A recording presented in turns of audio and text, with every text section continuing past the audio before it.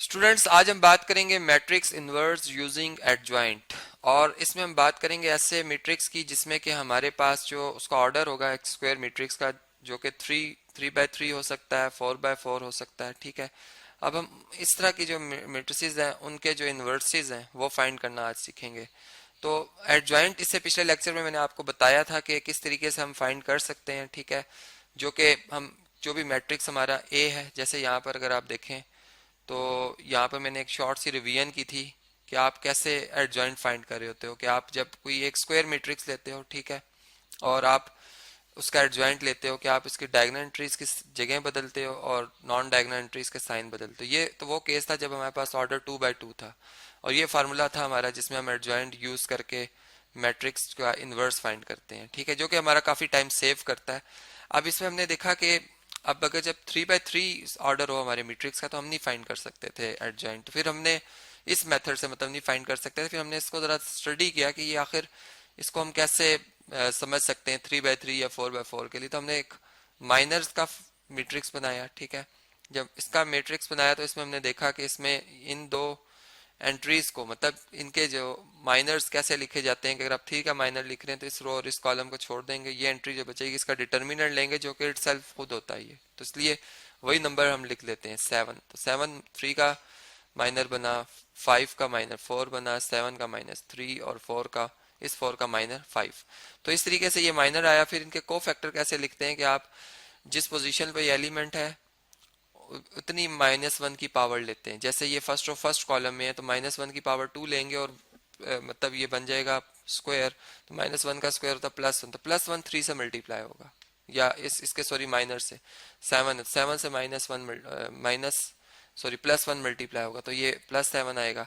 लेकिन जो 5 का माइनर 4 है और इसकी पोजीशन फर्स्ट और सेकंड कॉलम में है तो इसलिए 3 -1 की पावर बन जाएगा, -1 मल्टीप्लाई हुआ मतलब जो है इसके माइनर से 5 के वो 4 है तो -4 आ गया। और फिर इसका हमने ट्रांसपोज दिया तो ये हमारे पास एडजॉइंट आता है। ठीक है। और इसी मेथड को फिर हमने 3 by 3 पे अप्लाई करके इस मैट्रिक्स का हमने जो है वो एडजॉइंट फाइंड कर लिया था। ठीक है।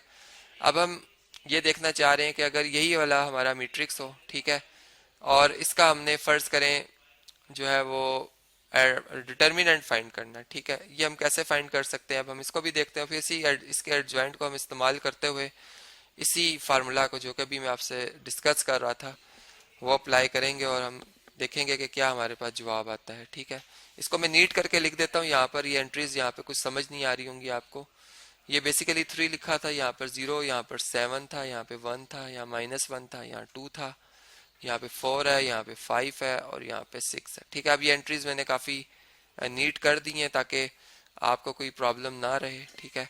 इसको बल्कि यहाँ से हम रिमूव कर देते हैं ताकि ज़रा नीटनेस का ख्याल रहे यहाँ पर। और ये हमारा ए मैट्रिक्स है, इसको भी मैं यहाँ से रिमूव कर देता हूँ। ठीक है। अब आप देखें कि ये हमारे पास ए है। इसका डिटर्मिनेंट हमने जब देखा था, जब हम एक 2 by 2 मैट्रिक्स का डिटर्मिनेंट लेते हैं, अगर आपको याद हो, फर्ज करें अगर A1 हमारा कोई मैट्रिक्स है जिसमें 2 3 और 4 5 लिखा हुआ है। ठीक है। तो इसका डिटर्मिनेंट हम ऐसे लेते हैं कि जो हमारे पास डायगोनल है, फर्स्ट प्राइमरी डायगोनल है, उसको आपस में मल्टीप्लाई करते हैं, इसकी एंट्रीज को 10 आता है, और यहाँ से इनको मल्टीप्लाई करते हैं 12 आता है। तो ये 10 - 12 हमारा आंसर आता है -2। ठीक है। लेकिन फिर हमने इसको स्टडी किया था कि ये बेसिकली हम जो नंबर होते हैं, मतलब अगर मैं डिटर्मिनेंट लेना है किसी भी मैट्रिक्स का तो मैं अगर 2 लिख रहा हूँ, ठीक है, तो 2 को मल्टीप्लाई करूंगा इसके अपने को फैक्टर से।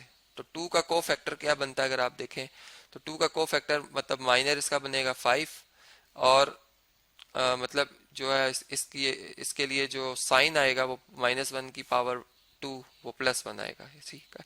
और फिर हम प्लस करते हैं, मतलब अब 3 का मतलब 3 जो नंबर है इसका जो को फैक्टर बनेगा वो बनेगा 4, और उसके साथ मतलब -1 आएगा तो -4 बनेगा इसका को फैक्टर।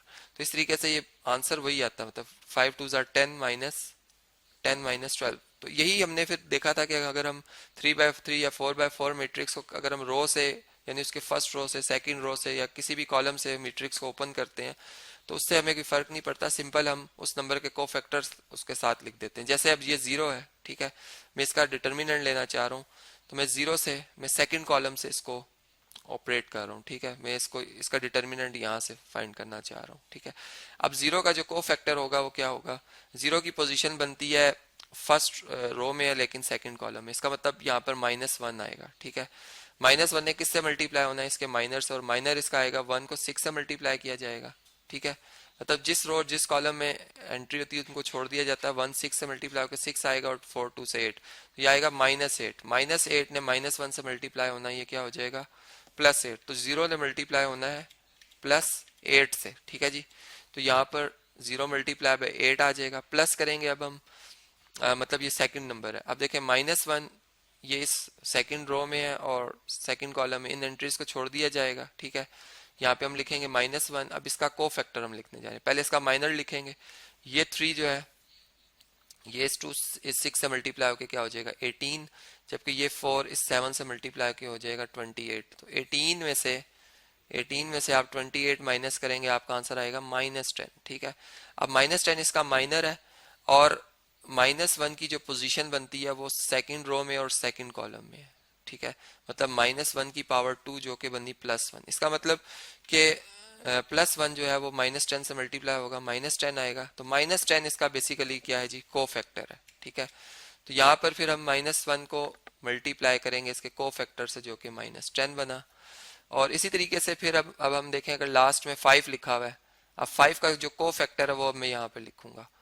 तो 5 का जो को फैक्टर है वो कैसे बनेगा, पहले इसका माइनर देखते हैं हम।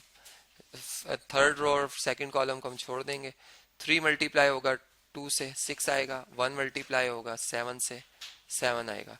तो यहाँ से अगर आप देखें तो 6 में से 7 माइनस करें, -1 आया।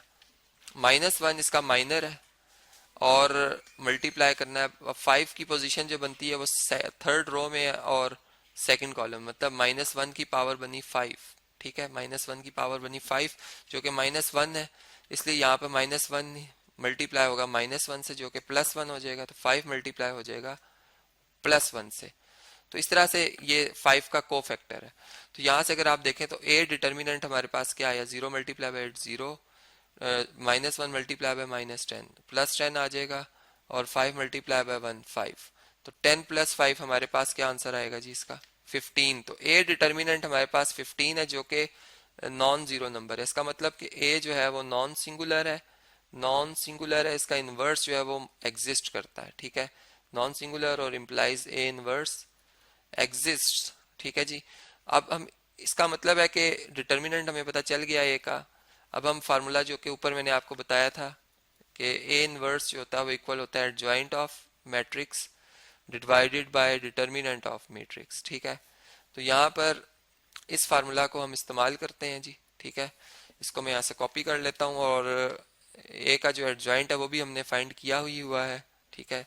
वो भी हम यहाँ पर ले आते हैं वैल्यू, देखते हैं जी ए का एडजॉइंट यहाँ पर मैंने लिखा था। इससे पिछले लेक्चर में आप थॉरली देख सकते हैं, मैंने एडजॉइंट फाइंड करना आपको समझाया था कि आप जो है वो को फैक्टर का मैट्रिक्स बनाएंगे पहले, ठीक है, और उसका ट्रांसपोज ले लेंगे। तो जो हमारे पास मैट्रिक्स आएगा वो बेसिकली ए का एडजॉइंट होगा। तो ये इस तरीके से हम फाइंड कर लेते हैं। अब एडजॉइंट ये है हमारे पास, इसको बल्कि इधर लिख लेता हूँ मैं, ठीक है। ये एडजॉइंट है हमारे पास इस मैट्रिक्स का। और अब ए इनवर्स इसका क्या आएगा, देखें यहाँ पर एडजॉइंट की वैल्यूज लिख लेते हैं, बल्कि इसी तरह इस फार्मूला में ए इनवर्स इक्वल टू, ये हमने ए इनवर्स लिखा, यहाँ पर हम इसी को कॉपी कर लेते हैं, ठीक है जी। इसको कॉपी कर लेते हैं क्योंकि ये एडजॉइंट हमने दोबारा जो एंट्रीज लिखनी है। और डिवाइडेड बाय क्या आएगा, डिवाइडेड बाय आएगा 15, ठीक है। ये लिख दिया हमने और डिवाइड कर देंगे हम इसको 15 से। तो हर एंट्री को आप 15 से डिवाइड कर लें, चाहे तो इसको बस इस तरह लिख दें कि 1/15, क्योंकि अब हर नंबर जिसके अंदर मौजूद है वो 15 से डिवाइड नहीं होता, ठीक है। कोई नंबर हो रहा है कोई नहीं हो रहा, तो इस तरह से हमारे लिए ज़्यादा बेहतर है कि हम इसको एज इट इज़ रहने दें। और अगर हम इसे वेरीफाई करना चाहते हैं तो हम जो ए मैट्रिक्स है उससे इन दोनों को आपस में मल्टीप्लाई करें, ठीक है। मतलब ए को ए इनवर्स से मल्टीप्लाई करें या ए इनवर्स को ए से मल्टीप्लाई करें, हमारा दोनों सूरतों में answer identity matrix of order 3/3 आना चाहिए, क्योंकि इन दो मैट्रिसेस का ऑर्डर भी 3/3 है। तो इस तरीके से वेरीफाई भी हो जाएगा। और ये आपका होमवर्क है, एक असाइनमेंट है, आप इसको मल्टीप्लाई करेंगे ए इनवर्स को ए से एक दफ़ा उसका आंसर देखेंगे कि आइडेंटिटी मैट्रिक्स आता है, और इसी तरह से फिर आपने ए को ए इनवर्स से मल्टीप्लाई करना है।